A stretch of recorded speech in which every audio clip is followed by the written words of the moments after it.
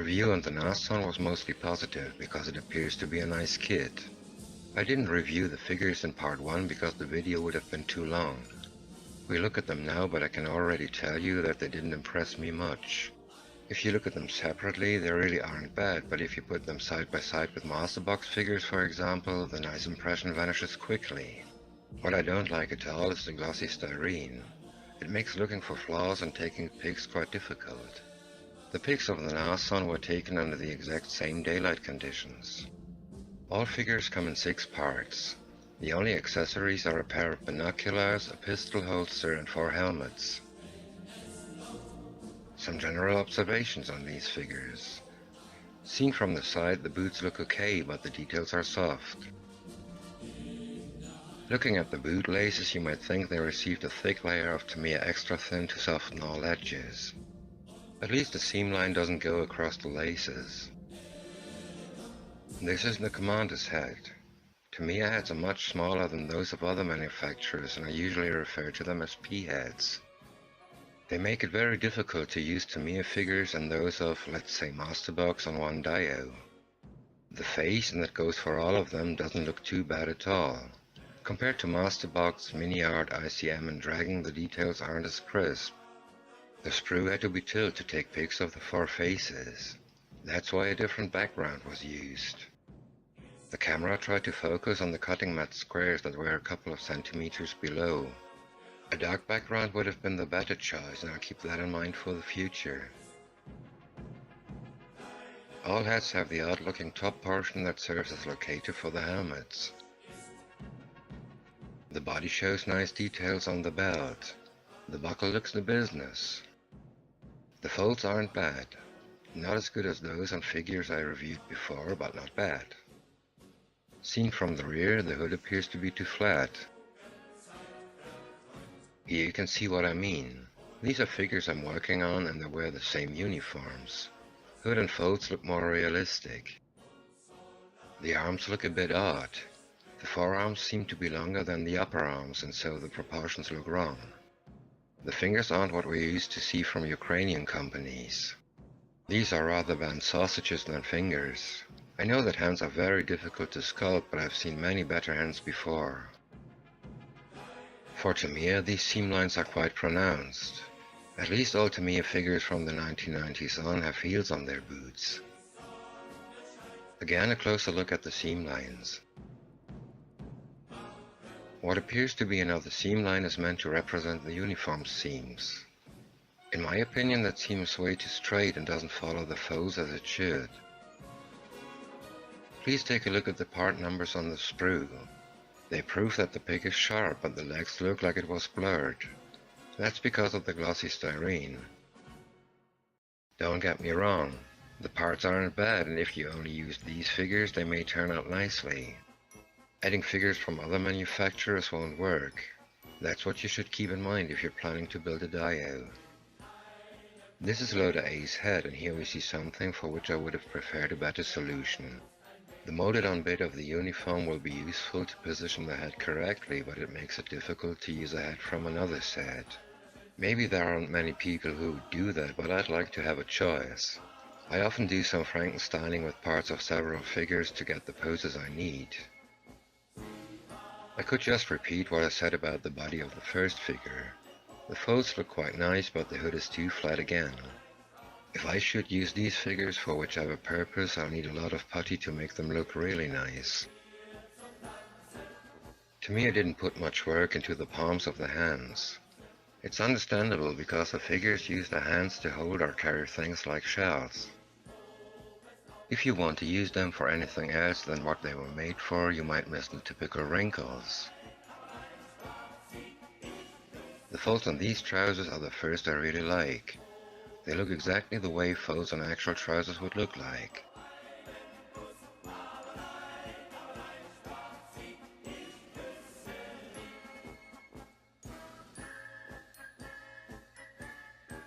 Loader B's head. Again, the face doesn't look bad at all.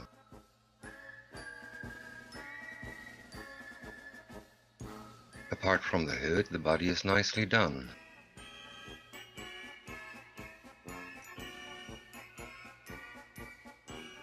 Even the hands look better than those of the previous figures.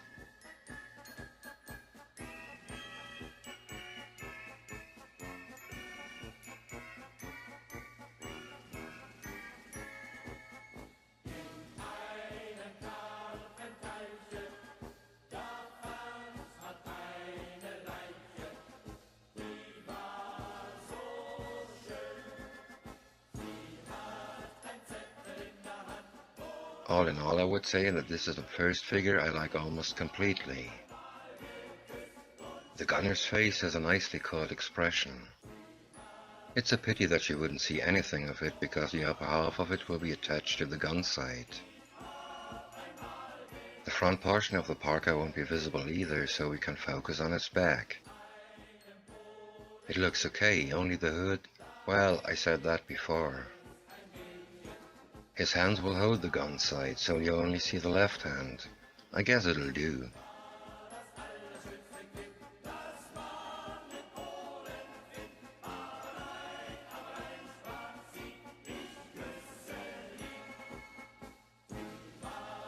If you take a closer look, you can see that his right thigh looks thinner than the left one.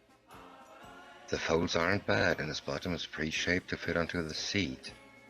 If you're planning to use the gunner, you want to be extra careful when you're gluing him into place.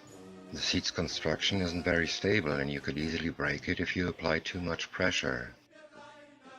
Here you can see it even better. His right thigh almost looks crippled. The folds don't look any good but will be hidden. The helmets appear to be the M42 model. The sprue gates sit where I don't like them at all. The rim can easily be damaged when you cut them off the sprue or remove sprue gate and seam line.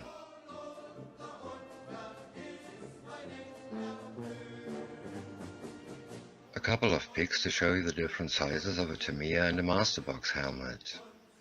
Apart from the bad sink marks on the Masterbox helmet, you can see that the Tamiya helmet comes in children's size.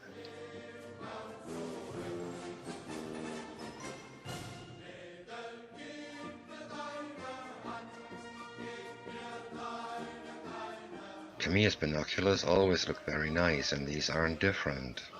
The seam line is almost invisible and the only thing I would do is drill them out a tiny bit. The sprue gates of different sizes look a little odd.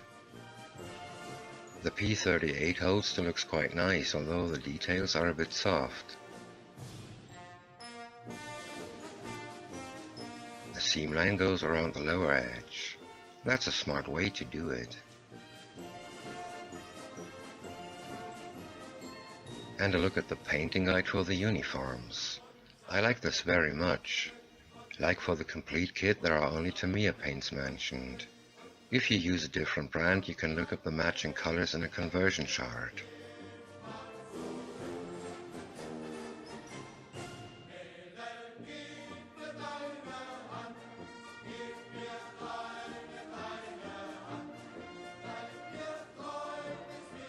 This is the kind of tool I used to cut parts off the sprues for more than 40 years. A simple small side cutter. It worked, but...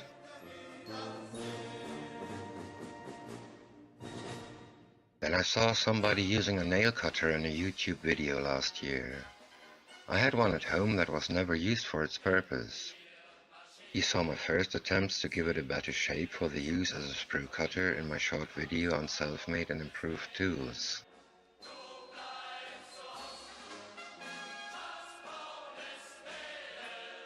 It worked very well, but I removed more of the stainless steel to make the tip flatter and narrower.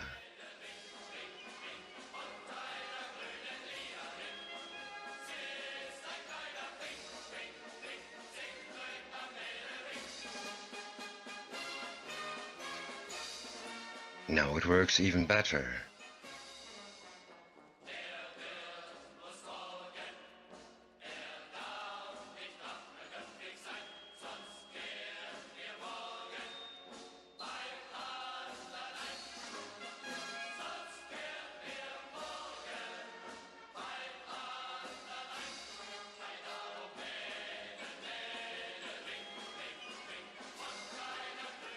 Scott sent me a sprue cutter and some sanding paper along with the Nashorn. All my work was in vain. No, of course not. You can't have enough tools. This sprue cutter comes from the German company Fuller, but I doubt that they actually make these tools.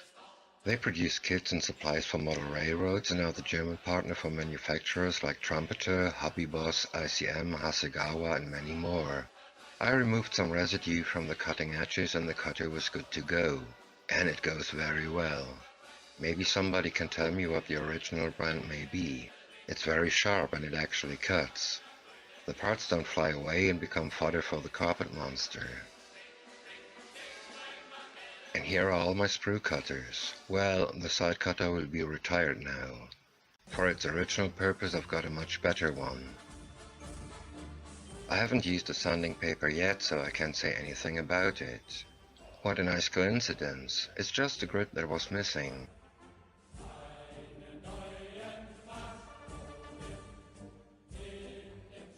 I usually don't give a recommendation at the end of my reviews, but quite honestly, I'm a bit disappointed.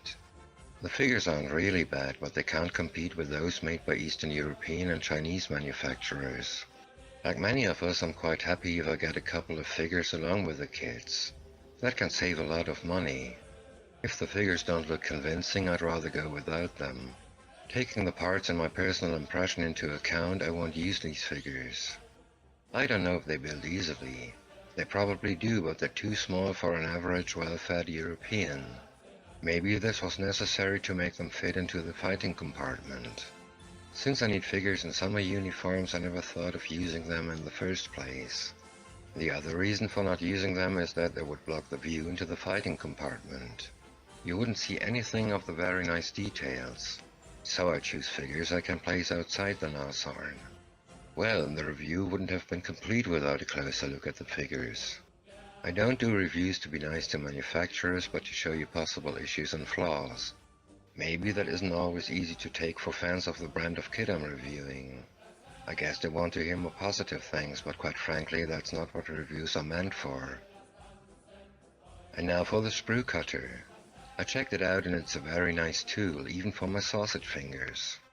Since the online shop put a copy of the invoice into the box, I also know its price. In my opinion, the 11 euros are well spent money. I probably wouldn't have bought it since I got along very well with the tools I had, but now that I have it, I'm really happy with it. The sanding paper is a very thoughtful gift too, and it'll be used soon. Since I can use it dry and wet, I guess it's just what I needed for a couple of purposes. That's it for now.